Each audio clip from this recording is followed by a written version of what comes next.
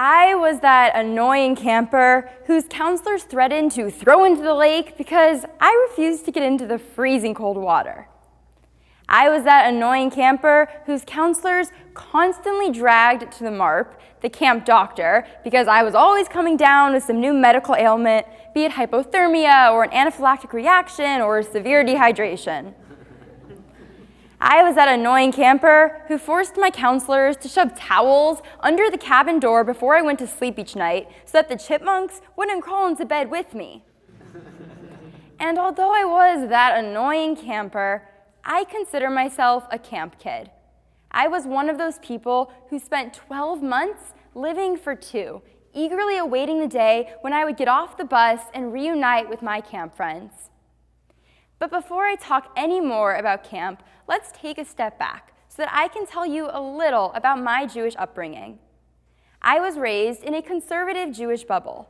I went to a conservative Jewish day school. I belonged to a conservative Jewish synagogue. I was active in a conservative Jewish youth group. And yes, that camp I was just talking about was a conservative Jewish summer camp, Camp Breman in Canada. But even though Ramah was conservative, it was always a little different in my mind because it was at Ramah that I first realized people could practice Judaism in so many different ways. I remember one Friday night walking into my cabin after Shabbat dinner and seeing one of my friends sitting on the bathroom floor reading Torah. Before I had a chance to say anything, another one of my friends burst into the cabin and immediately said, "You can't read Torah on a bathroom floor. That's desecrating God's name."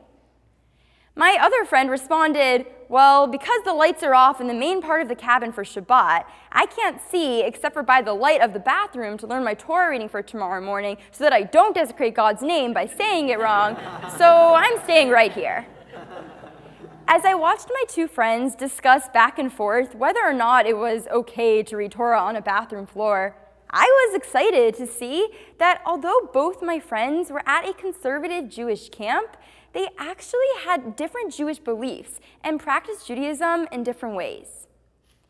But it wasn't until a few years later, after my last year as a camper at Ramah, when I went to Sarvash, an international Jewish youth camp in Hungary, where campers come together every summer from 25 countries around the world, that I really began to understand what it means to practice Judaism in many different ways. At Sarvash, my Shabbat experience was, again, a little bit different. Friday night, as I walked into the room where services were happening, I saw to my right a section for women, and to my left a section for men. Where was the egalitarian section? Having been raised in that conservative bubble, I had grown used to there always being an egalitarian section available. Also, Sarvash was advertised as a pluralistic Jewish camp, so I figured that meant there would be a place for everyone to sit where they felt comfortable. When I asked the leader of my American cohort where the egalitarian section was, he told me that for many of the European Jewish campers at Sarvash, camp was their one time each year to celebrate Shabbat, and they wanted to give them something they could take home and show their families. Struggling with the after effects of the Holocaust and of communism, many of the European Jewish campers grew up not knowing they were Jewish until their parents told them, "We're sending you to a Jewish camp." Similarly, many Europeans grow up not knowing they're Jewish. For this reason, many of the synagogues that exist in Europe today are often Orthodox synagogues.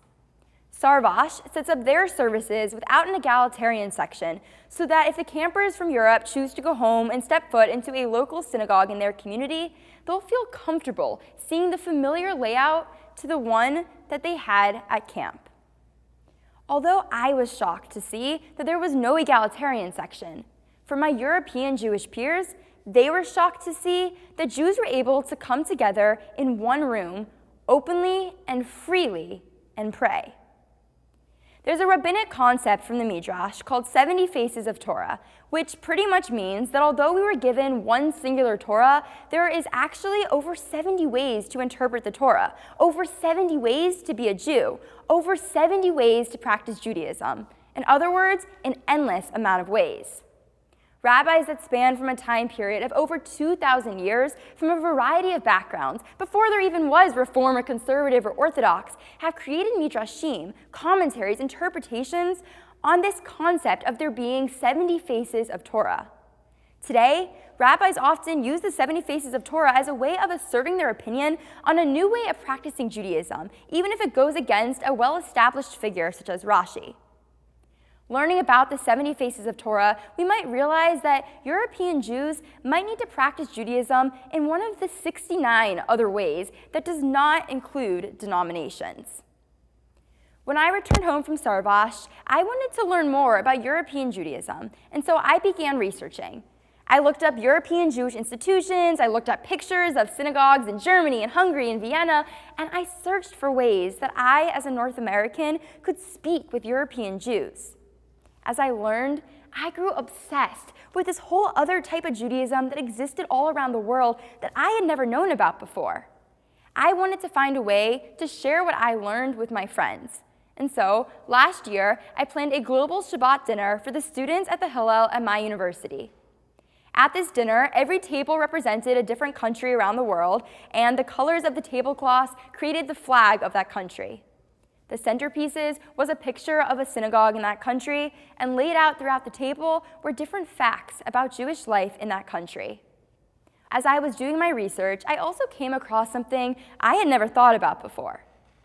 Until high school, my life revolved around Judaism and my Jewish activities. But in high school, I switched to a public school where I became active in activities such as my school bowling team, speech and debate team, and school newspaper. Activities which required me to go to competitions on Shabbat instead of going to services every Saturday morning like I had done since I was a little kid. I felt torn between my Judaism and my non-Jewish activities, and I didn't see a way that the two parts of my life could ever intertwine. A large part of the Jewish life that exists in Europe today is Orthodox Judaism. But another large part of the revival process in Europe is a Jewish cultural revival. European Jews are combining parts of their everyday life with their religion by introducing things such as Jewish food, having Jewish film festivals, and learning Jewish music. A friend and I in our apartment this year have set a goal that any time we host Shabbat lunch, we're going to cook a Jewish food from a different country around the world. In this way, we'll get a glimpse into European Jewry and do a cultural component of Judaism. But at the same time, we'll say the Shabbat prayers and go to Shabbat services, a religious component of Judaism. Even in the time when I felt torn between Judaism and my non-Jewish activities, camp was always my safe haven. It was the place that I looked forward to returning to every summer, knowing that if even just for 2 months, my Jewish identity would reemerge. Camp is what taught me how to be an independent Jew and allowed me to discover my Jewish beliefs and how I want to practice Judaism. Today, I would not be who I am if it wasn't for Judaism, and I want to make sure that Jews around the world, wherever they choose to live, can find that same Jewish community, that same strong Jewish connection that I did. But I want to help them have this experience, not in the way that I need, but in the way that they need.